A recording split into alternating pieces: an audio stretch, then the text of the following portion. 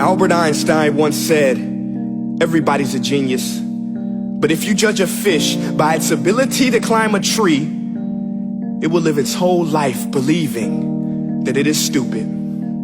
Ladies and gentlemen of the jury, today on trial we have modern day schooling. Glad you could come. Not only does he make fish climb trees, but also makes them climb down and do a 10-mile run. Tell me, school, are you proud of the things you've done? Turning millions of people into robots, do you find that fun? Do you realize how many kids relate to that fish?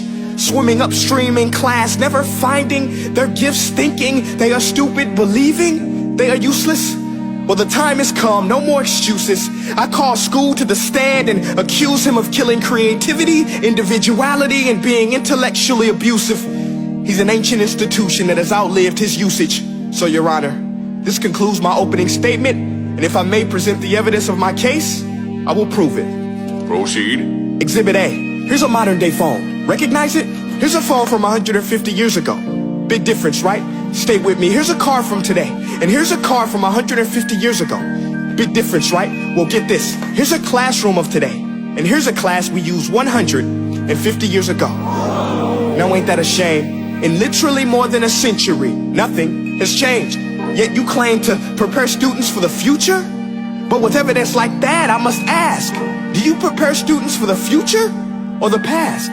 I did a background check on you and let the record show that you were made to train people to work in factories, which explains why you put students in straight rows, nice and neat, tell them sit still, raise your hand if you want to speak, give them a short break to eat, and for 8 hours a day tell them what to think. Oh, and make them compete to get an A letter which determines product quality, hence grade A of meat. I get it. Back then, times were different. We all have a past. I myself am no Gandhi. But today, we don't need to make robot zombies. The world has progressed. And now we need people who think creatively, innovatively, critically, independently, with the ability to connect. See, every scientist will tell you that no two brains are the same. And every parent with 2 or more children will confirm that claim. So please explain why you treat students like cookie cutter frames or snapback hats, giving them this one-size-fits-all crap. Watch your language. Sorry, Your Honor, but if a doctor prescribed the exact same medicine to all of his patients, the results will be tragic. So many people will get sick, yet when it comes to school, this is exactly what happens. This educational malpractice, where one teacher stands in front of 20 kids, each one having different strengths, different needs, different gifts, different dreams, and you teach the same thing the same way? That's horrific. Ladies and gentlemen, the defendant should not be acquitted. This may be one of the worst criminal offenses ever to be committed. And let's mention the way you treat your employees. Objection. Overruled. I want to hear this. It's a shame. I mean, teachers have the most important job on the planet, yet they're underpaid? No wonder so many students are short-changed. Let's be honest, teachers should earn just as much as doctors, because a doctor can do heart surgery and save the life of a kid, but a great teacher can reach the heart of that kid and allow him to truly live. See, teachers are heroes that often get blamed, but they're not the problem. They work in a system without many options or rights.